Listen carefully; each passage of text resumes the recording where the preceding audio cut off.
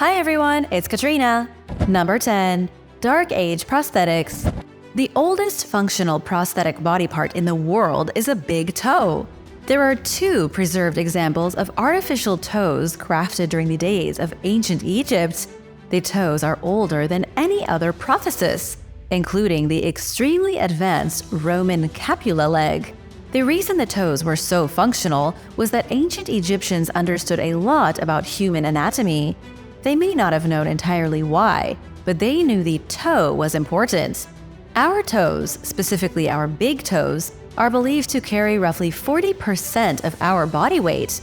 It's the big toe that gives us forward propulsion and helps us walk. In modern times, toe prosthetics are created using advanced cameras and other pieces of sophisticated monitoring equipment. Nobody knows how they did it in ancient Egypt over 2,000 years ago. But the Egyptians weren't the only ones to come up with incredible prosthetic technology. In the Dark Age, Gotz von Berlichingen became one of the first to truly create prosthetic limbs. He lived between 1480 and 1562, serving as a German knight under the rule of Holy Roman Emperor Charles V. It was Berlichingen who took the development of artificial limbs to the next level. He experimented with hinges and articulated fingers. This allowed men who lost their arms in combat to keep fighting. They could hold shields and swing swords, just like any man with 2 arms. The prosthetics of the Dark Age were so advanced we didn't really make any additional progress for roughly 400 years. It wouldn't be until the American Civil War that artificial limbs became big business. And so the technology advanced. And now for number 9. But first, it's shoutout time! Big thank you to Terry Lynn Guncher for your generous support. I'm so happy you're enjoying the longer videos. If you are new here, welcome, and be sure to subscribe to join the Origins Explained family. Number 9. The first robot. Ancient Egyptians invented the first robot 4,000 years ago. These robots weren't endowed with artificial intelligence, obviously. The robots couldn't tell you what the weather was or the score of any ancient games, and there wasn't much they could do. But they were the first robots, and that makes them special. They were what you might call automatons, the first mechanical operating system designed to mimic human behavior. One of these forgotten robots was discovered at the Metropolitan Museum of Art in New York City. A wooden statue was given to the museum years ago and stashed in a box. But only recently did researchers come across it and become fascinated. They used X-rays to look inside the wooden statue, and then they were shocked to find a mechanical operating system inside it. The mechanism worked a lot like a pulley on an axis. When the rope is pulled, the interior mechanism moves the arms of the statue. It's an extremely simple concept, certainly not a breakthrough in robotics. But since it was built so long ago, it's pretty impressive. Historic texts from around 1100 BC also report that there were moving statues that used mechanical technology. Sadly, none of these more complex automatons have ever been recovered. Number 8. The architecture of Venice. The beautiful and ancient Italian city of Venice recently found its canals dry. As the weather changes, Venice finds itself either flooding or not having enough water to move tourists through its romantic canals. It makes you wonder how Venice was even built in the first place. The original construction of Venice was an engineering masterpiece. 2,000 years ago, there was nothing here. The Venetian lagoon was nothing but a swamp with dozens of tiny islands barely sticking out of the water. And then came the Romans, who turned the swamp into an immortal city. Most people assume the Romans, starting around the 5th century AD, built Venice on these small islands in the lagoon. The truth is that they built Venice on wooden stakes that were driven into the ground. Imagine thousands of huge wooden stakes pounded into the muck, and then foundations being built on those. In other words, Venice is on stilts. Each stilt is between 13 and 26 feet long, with heavy platforms laid out over them. And yes, these foundations are still under Venice. The core structure of the city hasn't changed in 1,500 years. There have been renovations here and there, but the glorious city is still essentially hovering above a swamp. Number 7. The Yakchal. 2,400 years ago, Persian engineers figured out how to keep their beer cold. Well, probably not beer, but they did figure out how to create a refrigerator that didn't require electricity. They came up with the idea for something called a Yakchal, a small structure that could be used to keep ice solid, even in the hottest months of the summer.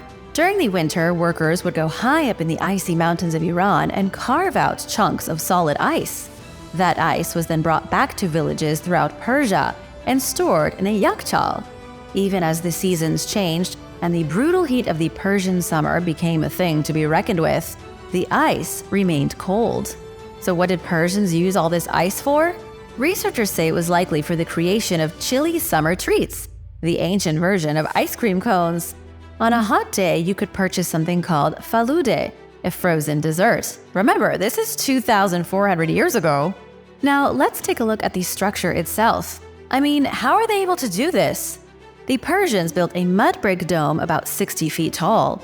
They also carved a small amount of earth from underneath, creating a semi-subterranean space at the bottom. The dome was connected to a series of wind catchers, which were designed for catching the wind. Cold winds that came down from the mountains were caught in these open corridors, then pushed inside the Yakchal to keep the internal temperature cold enough not to melt the ice. It was a refrigerator powered entirely by concentrated wind. Have you ever come up with your own invention? Tell me about it in the comments. Number 6. The Temple of the Sun. The Temple of the Sun in Peru is one of the most unbelievable architectural achievements of any early South American civilization. The temple can be found in the rediscovered city of Machu Picchu, built by the mighty Inca Empire. The temple was constructed at the highest point inside the city. It was placed at the greatest altitude, over 7,000 feet above sea level, so the ancient astronomers could get a better look at the heavens. The Inca very much believed that the closer their city was to the sun, the more fortuitous their civilization would be. And since the Inca were such brilliant astronomers, it was only natural they put their sun temple at the highest point. It was within the Temple of the Sun where all the biggest events in Machu Picchu were held. Everything from sacred rituals to human sacrifices would be carried out inside the immaculately constructed stone walls. With the killer view of the deep valleys beyond the city and the sun blazing overhead, it would have been something truly incredible to see at its prime. It's believed the construction of the temple began around 1400 AD. It was impressive that they could carry so much stone to the top of the mountain and build a monumental temple and observatory. But they also incorporated modern amenities into the structure. The temple was connected to a drainage and sewage system, which carried waste away from Machu Picchu and kept the streets clean. Number 5. The Hypocost System. Wealthy Romans had indoor heating long before anybody else. The richest people in the Roman Empire often had a Hypocost system installed in their homes. It was a way for them to have underfloor heating and heated walls. Ancient Romans who could afford such a system were able to stay warm and comfortable on the coldest winter night without worrying about a fireplace. Not to mention, who do you know that has heated walls for ultimate comfort in the winter? Nobody but the Romans. The Hypocost system required two things to work. First, a furnace for heating the air. Second, the floor to be raised off the ground by short pillars. What this did was allow hot air heated by the furnace to circulate underneath the floor since it was suspended. There would be a huge pocket of warm air underneath the floor, which warmed the surface and made Roman toast toasty. The walls were in a similar situation and tiled. If you press your hands against the wall of a bedroom, you could feel the heat on the tiles. The Romans even used ceramic to help better maintain the heat and keep it from escaping out the roof quicker. But you might be wondering how the Romans didn't suffocate from carbon monoxide poisoning because of the roaring furnace. The truth is that indoor heating was dangerous. A leaky floor could prove deadly. If there was so much as a crack in the tile flooring, smoke could seep through the bottom, fill the house, then kill everyone inside. But like I said before, this was only for the wealthiest Romans.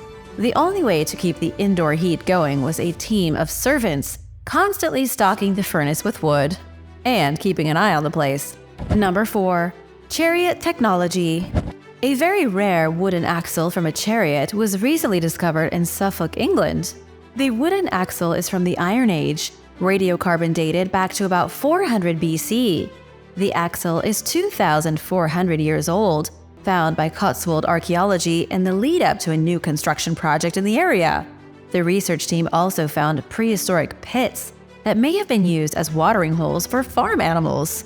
The axle may seem pretty boring, but it is truly an ingenious piece of technology. The axle was just as important to Britons in the Iron Age as the engine is today. The chariot was how people moved around and how goods could be brought faster from one place to another. The invention of the axle was even more important than the invention of the wheel, because without both of them, humans never would have figured out how to build vehicles. The design of the wooden axle was so genius that the technology has barely changed. Research associate Michael Bamforth from the University of York was given the duty of analyzing the artifact. He learned that the component was broken and burned thousands of years ago, perhaps in an early vehicular accident. Then the axle was repurposed. Because it was found in one of the watering holes, Michael thinks it could have been repurposed as a stake to prevent the watering hole from collapsing. Not only were prehistoric Britons smart, but they were also handy. Number 3. The Marib Dam. One of the greatest architectural wonders of the ancient world was the Great Dam of Marib. It was arguably the most impressive engineering wonder of ancient history. The dam allowed the desert of Yemen, near the ancient city of Marib, to flourish. The ancient Sabaeans turned the desert into a blossoming oasis. Roughly 100 square miles of sandy soil turned into fertile dirt, allowing civilization to prosper. The dam was so important to the locals that when it collapsed in the 6th century AD, so too did the whole civilization. The once proud city of Marib found itself in shambles. Nobody could eat, there were no crops, and famine spread like a disease. The destruction of the dam was such a critical moment in history that it's even talked about in the Quran. Nobody knows exactly how big the dam was. That being said, scientists have estimated its walls stood 45 feet tall, and it stretched for over 1,500 feet. It was made from nothing but stone and mortar, and cut across a huge ravine, thereby altering the flow of water. Even more impressive is that the first stones were likely placed around 1700 BC, almost 4,000 years ago. But once it collapsed around 570 AD, society collapsed with it. The desert returned to being a sandy wasteland. Number 2. Water clocks.